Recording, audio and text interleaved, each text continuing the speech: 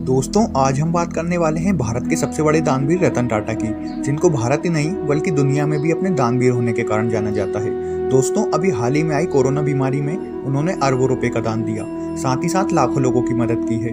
दोस्तों, एक रिसर्च के अनुसार वे अपनी संपत्ति का 66% तक हिस्सा दान कर चुके हैं। तो चलिए दोस्तों, आज के इस वीडियो में हम जानते हैं रतन टाटा की पूरी लाइफ स्टोरी को कि कैसे उन्होंने सफलता हासिल की। रतन टाटा का जन्म 1932 को मुंबई में हुआ था। ये टाटा ग्रुप के फाउंडर जमशेदजी टाटा के पोते हैं। 1991 में उन्हें टाटा ग्रुप का चेयरमैन बना दिया गया।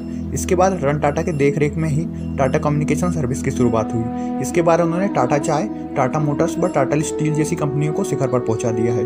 उन्हें भारत सरकार के द्वारा 2 बार पद्म भूषण व पद्म विभूषण से भी सम्मानित किया जा चुका है। ये देश के सर्वोच्च नागरिक सम्मान है। दोस्तों, टाटा का बिजनेस तकरीबन 100 देशों में फैला हुआ है और उनकी कंपनी में तकरीबन 6.5 लाख लोग काम करते हैं। दोस्तों, टाटा की सबसे बड़ी बात यह है कि वे अपनी कमाई का 66.5% तक दान कर देते हैं। दोस्तों, मुझे उम्मीद है कि आप रतन टाटा के बारे में थोड़ा बहुत जान गए होंगे। तो चलिए दोस्तों, अब हम बात करते हैं उनकी सफलता की। ये बात उस समय की है जब रतन टाटा ने अपनी कार टाटा इंडिका लॉन्च की थी। ये रतन टाटा का ड्रीम प्रोजेक्ट था। रतन टाटा ने इसमें अपना सब कुछ लगा दिया था। दोस्तों, उन्होंने इसके लिए बहुत मेहनत की थी, लेकिन इंडिका कार को मार्केट में अच्छा रिस्पॉन्स नहीं मिल सका, जिसके कारण कुछ साल में ही टाटा मोटर्स घाटे में जाने लगी थी। टाटा मोटर्स के हिस्सेदारों ने टाटा की पूर्ति करने के लिए टाटा कंपनी को बेचने का सुझाव दिया। दोस्तों, रतन टाटा ये चाहते तो नहीं थे, परंतु अपने दिल के पत्थर रखकर उन्होंने ये प्रस्ताव मंजूर कर लिया और टाटा मोटर के हिस्सेदारों के साथ अपनी कंपनी को बेचने के प्रस्ताव को मंजूर कर दिया। और दोस्तों, वे इसे बेचने के लिए फोर्ड कंपनी के ऑफिस में गए, जो कि अमेरिका में थी। फोर्ड कंपनी के साथ टाटा व उनके साझेदारों की मीटिंग तकरीबन 3 घंटे तक चली। इसके बाद फोर्ड के चेयरमैन ने टाटा के साथ बहुत ही बुरा बर्ताव किया। बातों ही बातों में उन्होंने यह कह दिया कि जब तुम्हें इस बिजनेस के बारे में कोई जानकारी नहीं थी, तो फिर तुमने ये कार लॉन्च ही क्यों की, वह इसमें इतना पैसा क्यों लगाया?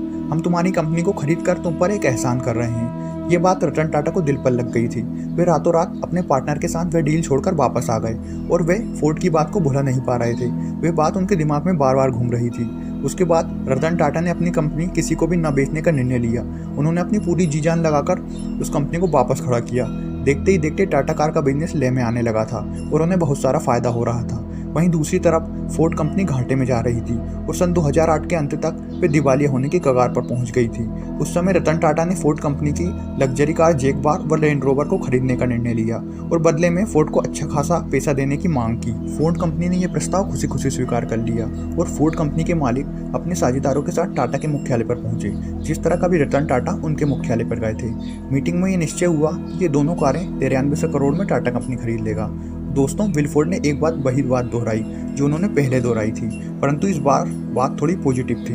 विलफोर्ड ने कहा, आप हमारी कार खरीदकर हम पर बहुत बड़ा एहसान कर रहे हैं। आज जैगवार व लैंड रोवर टाटा समूह का हिस्सा हैं और बाजार में बेहतरीन तरीके से आगे बढ़ रही हैं। रतन टाटा अगर चाहते तो विलफोर्ड को उसी की भाषा में जवाब दे सकते थे, परंतु रतन टाटा अपनी सफलता के नशे में चूर नहीं थे। ये वही गुण है जो महान इंसानों में पाया जाता है और रतन टाटा को उनका यही गुण महान बनाता है। दोस्तों, ये थी रतन टाटा की पूरी कहानी। उम्मीद करते हैं कहानी आपको पसंद आई होगी। यदि कहानी पसंद आई तो हमारे चैनल को जरूर सब्सक्राइब करें। आपका कीमती समय देने के लिए धन्यवाद।